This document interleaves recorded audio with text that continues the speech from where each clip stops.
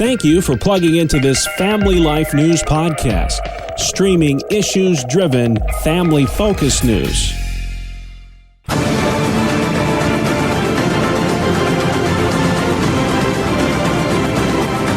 And welcome back to another edition of Issues in Education. Mondays during the Noon Report, we spotlight the issues impacting our schools with Dr. Ralph Kerr at the Teaching and Learning Institute in beautiful Houghton, New York. Well, Ralph, much to discuss this week. I want to begin with a Blue Ribbon Commission that went public. This happened actually last week, but these are proposed changes to high school graduation rules in New York, and this is a big deal.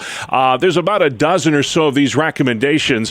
What ones do you like? What ones don't you like? And when will these changes be implemented? Well, I went through and kind of rated them, and I rated them as one we're already doing. Another one is a change back to the way it used to be done. There were four with what I saw as really minor changes. There was one I really liked, and there were five that I didn't like at all. New York, as you know, is a huge state, and there's real diversity. People that live in New York City and that live in the southern tier and in the Buffalo area are just very different people. Yeah. And I believe that any kind of developed rubric should be developed at the local level. And then another one I really don't like is to create more specific, tailored graduation requirements. Now, I recognize that one size does not fit all, but teachers are struggling as it is with differentiated instruction. It sounds like now we're going to have differentiated graduation requirements. And I think when it all gets said and done, employers are looking for people that can pass rigorous examinations. And I don't think we should waste our time really trying to create unique circumstances for diploma requirements for certain groups of students. Yeah, and we'll see when this gets implemented. There's several months, probably not till next year at the earliest, but it seems like one of the impetus for this was just too much testing, allegedly. That's what the Board of Regents is saying. And if a kid is really good at body shop, and instead of giving him an exam, have him rebuild an engine, and if he does it well, say, you're moving on. Do you agree with that? I do, and that's the one actually that I really liked, and that was to ensure access to career and technical education. If you've ever tried to get a plumber or electrician or take your car somewhere for servicing, we need more people that are in the career technical education tracks. So I'm all over that one in particular. It's going to be a long time before these changes will be implemented. We'll have to do more study on each of these, which is typical for education. Yeah, and those Blue Ribbon Commissions tend to take their time, too, with these sorts of things.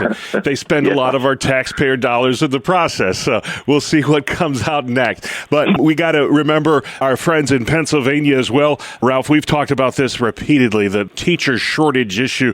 I saw a story this week that I really wanted to talk to you about, and it's called the Cadet Program. It basically gives high school seniors in Pennsylvania who are interested in teaching careers a chance to do sort of like internships in the classroom with the prospects of those students one day becoming full-time teachers. What do you think is the right approach to addressing the teacher shortage epidemic? Bob, if I had the answer to that, I would be a millionaire overnight, because there isn't one solution to that, but there needs to be some creative solutions, and I applaud the people in Pennsylvania for thinking of this one.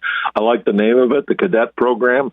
I just hope that if it is implemented, that it will be done with some structure, because otherwise students could really just look at the class that they're in and say, do I really want to try to teach these group of kids? So there needs to be some structure and some understanding for what they're getting into. But within that framework, I think it's a great idea, and it's one of many new approaches that we need to come to grips with, or this dire situation that we already have is just going to continue to get worse. One of the things unique to today's classroom is artificial intelligence. We've heard a lot about this and how it's advancing, and I had a teacher tell me the other day he doesn't give homework because of this. I don't know what the name of that program is, Chat GPS or whatever, where kids can just log into and they get this computer to do their homework for them. What do you think school districts need to be doing now to get out in front of this before it becomes a real problem in the classroom? Well, you've hit it right on the head, Bob, and that is that we need to be up in front and recognize that the students are involved with artificial intelligence. They've checked out several of these websites, one that you mentioned, and the sooner that teachers come to grips with it, I think the better off they'll be. And to your friend that was concerned about the homework, I read an interesting article that said if teachers are concerned about students using AI to get their answers, then they should look at the questions that they're asking the students. In other words, what's the homework? Even if you use AI, then to ask them, okay, so what's your critique of the answers that AI gave to you, and why are the answers important or unimportant that AI gave to you? So I think it's kind of a cheap way out to say, well, kids might cheat by using AI. I think they need to look at what are the questions that they're asking. Gotcha. And get in touch with where we are today. All right. Just when we thought we were going to get rid of homework, Ralph comes back with a solution for that. Sorry, kids, but this is a great topic, and you're talking about this and others online, those recommendations for graduation in New York. I'm sure folks are going to want to learn more by logging on to your website. Ralph, where can they do that? Thank you, Bob. They can do that at simply whyrun.org, whyrun.org.